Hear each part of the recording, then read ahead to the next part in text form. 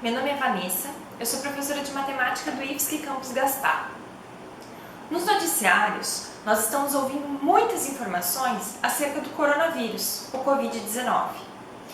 E eu, como professora de matemática, me perguntei: qual é a relação entre a matemática e o Covid-19?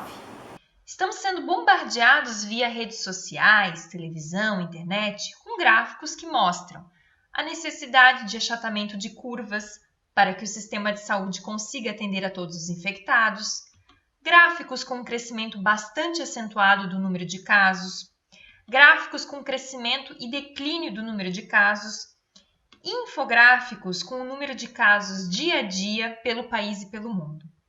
Esses dados foram retirados da Universidade Americana Johns Hopkins, que apresenta um panorama diário do vírus no mundo.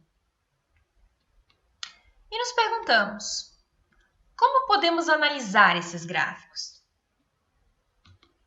Vamos analisar os gráficos de infectados pelo vírus em 4 países: Estados Unidos, Itália, Espanha e Brasil.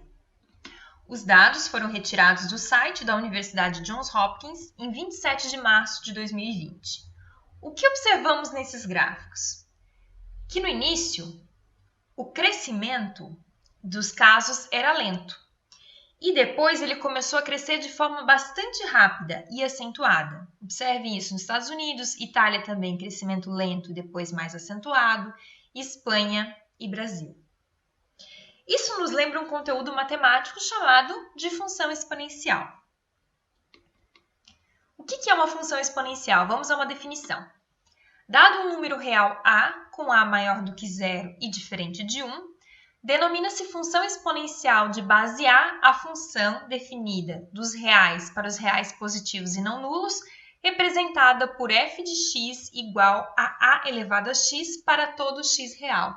Então, essa aqui é a minha função exponencial. Eu tenho uma base, sendo que essa base tem que ser maior do que zero e diferente de 1, elevado a um expoente x, que é esse valor que vai ficar variando. Vamos analisar o gráfico de uma função exponencial. Nós temos aqui a função f de x igual a elevado a x, conforme nós tínhamos visto na definição. O a é minha base e conforme eu vou alterando o valor dessa base, o crescimento vai alterando também. Então, no caso aqui, quando a minha base for maior do que 1, 1,2, 1,3, né, e assim por diante, maior do que 1, a minha função é crescente, como a gente observa aqui ao lado. Ou seja, se nós pensarmos no nosso exemplo do vírus, o número de casos aumenta quando essa base é maior do que 1. Quanto maior a base, mais acentuado é esse crescimento. Agora, se a base estiver entre 0 e 1, 0,9, 0,8, 0,7, a gente pode perceber que o gráfico é decrescente. Vamos observar agora essa notícia encontrada na internet. O Brasil segue ritmo da Itália e até terça-feira terá 3.000 infectados, aponta o estudo. Essa é a informação aqui do dia 20 de março, então a terça-feira que eles falaram já passou, né? Aí aqui a gente tem os casos confirmados no Brasil, vem dobrando a cada 54 horas. Mesma curva observada no início da pandemia na Itália, país que já conta com pelo menos 4.000 mortes em decorrência da doença. O que nos chama a atenção nessa notícia?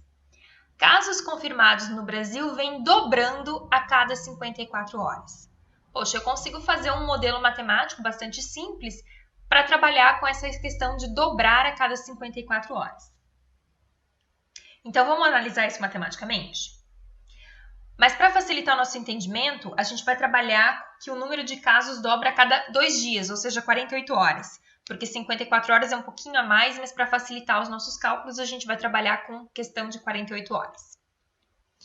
Então, seria assim, no dia 1, eu tenho um caso. Esse dia 1 é o primeiro dia em que foi registrado um caso num país. Seguindo a conclusão ali, que a gente verificou na reportagem, no terceiro dia, porque a cada 54 horas, então a gente simplificou para cada 48 horas, dobraria o número de casos. Então, no dia 3, eu teria 2 casos, o dobro do primeiro. No dia 5, 4 casos. No dia 7, 8 casos. No dia 9, 16 casos. E aí, a pergunta é, num dia T qualquer, quantos casos eu vou ter? Se ele está seguindo essa ideia de que ele dobra a cada 48 horas, eu consigo fazer uma fórmula, uma função exponencial, né? Para conseguir modelar isso aí e tentar entender quantos casos eu vou ter fazendo uma projeção para os próximos dias. Então, vamos analisar isso em um quadro. Então, vamos colocar esses dados de um quadro para a gente chegar a algumas conclusões. Então, aqui a gente tem o dia e o número de casos. Então, no dia 1, 1 caso. No dia 3, 2 casos. No dia 5, 4 casos. No dia 7, 8 casos. No dia 9, 16 casos. Seguindo essa ideia da reportagem. Então, a pergunta é, no dia T, quantos casos que eu vou ter? Vamos tentar entender um pouquinho mais o que significa esse 1, 2, 4, 8, 16. No dia 1, 1 caso. No dia 3, dobrou o número de casos, quer dizer que é o número 1 vezes 2. Então, resulta em 2. No dia 5, seriam esses 2 vezes 2 para eu chegar no 4. É o dobro do dia anterior, né? Vamos chamar assim. Só que esse 2 aqui do dia anterior, né? Que a gente está considerando aqui, é 1 vezes 2. Então, eu vou colocar aqui, ó, 1 vezes 2 vezes 2. Para chegar no 8, é 4 vezes 2. Mas o 4 era 1 vezes 2 vezes 2. Então, eu tenho 4 aqui vezes 2. O 16 é 8, o valor anterior, vezes 2, porque está dobrando a cada 2 dias. Então, 8 vezes 2, 16. Mas o 8 era a mesma coisa, que 1 vezes 2 vezes 2 vezes 2, mas agora vezes mais o 2, que é o 16. Então, eu vou tentar seguir essa lógica mais para frente. Para a gente conseguir entender isso aqui, eu ainda consigo escrever isso aqui na forma exponencial. Percebam só. 1 é 2 elevado a 0. Lembrem lá da matemática que qualquer número, com exceção do 0, elevado a 0 resulta em 1. Então, 2 elevado a 0 é 1. Aqui eu tenho 2 elevado a 1. 2 elevado a 1 resulta em 2. Aqui eu tenho 2 elevado ao quadrado, né? Ele aparece 2 vezes aqui. Então, 2 ao quadrado, 4. Aqui eu tenho 2 elevado ao cubo. 2 elevado à quarta. Então, eu vou seguir uma lógica e vou conseguir chegar no t dias. Qual é a função exponencial que vai me representar isso? Eu tenho que chegar a uma conclusão em que eu consiga fazer uma referência do número do dia. Então, o primeiro dia, o meu expoente aqui foi 0. No dia 3, o meu expoente foi 1. No dia 5, o expoente foi 2. Então, qual é a relação que eu consigo encontrar entre o número do dia e o meu expoente aqui? Fazendo uns cálculos matemáticos, a gente chega à conclusão que no dia T, eu teria esta função aqui, ó, 2 elevado ao tempo sobre 2 menos 1 meio. Isso tudo no expoente. Então, quer dizer, ó, se eu pegar o dia 3, o tempo seria 3. 3 sobre 2 menos 1 meio vai me resultar em 2 sobre 2, que é 1. 5, trocando aqui por 5, vai ficar 5 menos 1, 4, dividido por 2, 2. Então, essa é a relação que eu consigo encontrar entre esses dados aqui. Isto significa que eu vou ter uma função que vai exponencial, que teoricamente diria o meu número de casos por uma projeção de dias, que vai seguir essa lei aqui, 2 elevado a t sobre 2 menos 1 meio. Então, vamos dar uma olhada em algumas tabelas aqui. Aqui a gente tem um número de dados confirmados por dia no Brasil. Os dados foram retirados lá da Universidade Johns Hopkins. Então, dia 25 de fevereiro foi o primeiro caso confirmado.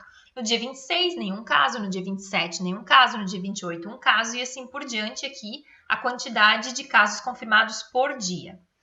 E aqui a gente coloca um conteúdo de estatística chamado frequência acumulada. O que é esta frequência acumulada? É eu pegar a frequência absoluta e somar com a frequência absoluta anterior. Então, por exemplo, esse 1 é o resultado deste 1 aqui mais o 0. Esse número 2 aqui é o resultado deste 1 mais essa nova frequência aqui, que é 1 mais 1, 2, e assim por diante. Então, a gente consegue chegar, por exemplo, no dia 5 de março, nós tínhamos 13 casos no total confirmados no Brasil até essa data. Então, é isso que indica aqui.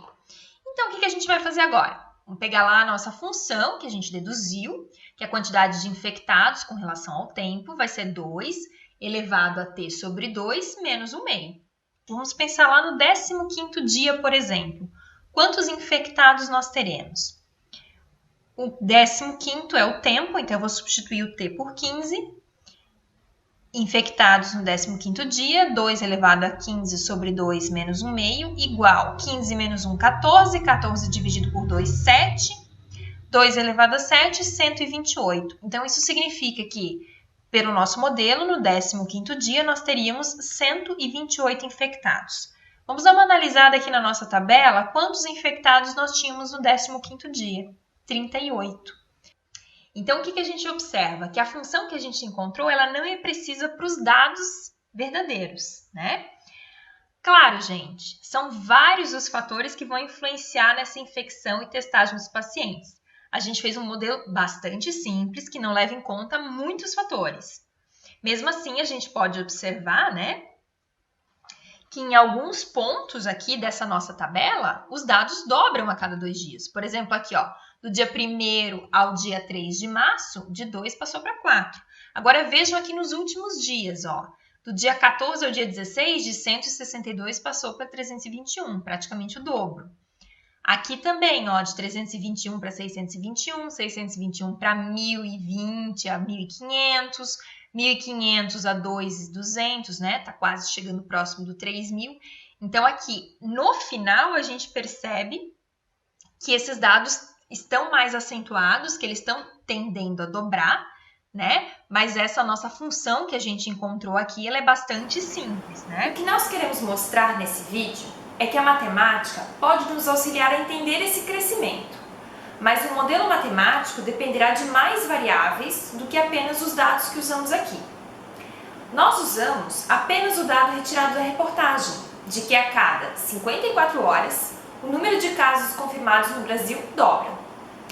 Ainda, nós fizemos um ajuste e usamos esses dados a cada 48 horas. Mas a gente precisa levar em conta outros fatores, como, por exemplo, a taxa de transmissão do vírus de uma pessoa para outra, o contato entre as pessoas, a temperatura de propagação do vírus, entre vários outros fatores. E ainda, quanto mais dados nós utilizarmos, melhor será o modelo. Aqui, nós usamos uma reportagem que explorou apenas os dados do Brasil. E se usássemos dados de outros países? Com certeza, com o auxílio de ferramentas mais complexas, até como programas de computador, nós poderíamos gerar outros modelos muito mais precisos, logicamente, do que aquele que nós exploramos aqui no vídeo. Mas eu volto a repetir, o nosso intuito no vídeo não é criar esse modelo, mas esclarecer um pouco mais sobre a função exponencial, tão falada ultimamente nos noticiários. E percebemos que o crescimento inicial da transmissão tende a seguir uma curva exponencial. E aí a gente se pergunta, né? Isso nunca vai acabar? Aí a gente vai olhar o caso da China. Inicialmente, os casos vinham crescendo segundo mais ou menos uma função exponencial. Mais ou menos aqui uma função exponencial. Em um momento, esse crescimento estagnou. E aí a gente chega numa curva logística. O início dessa curva se assemelha a uma função exponencial, mas no final ela se torna constante. Se vamos pensar no caso de uma doença, o crescimento inicial dela pode se assemelhar a uma função exponencial, mas em algum momento o número de casos vai estagnar. No pior dos casos, quando atingir toda a população. Se todos forem infectados, ficam imunes ao vírus e ele não terá mais quem infectar. Claro que essa é uma situação extrema.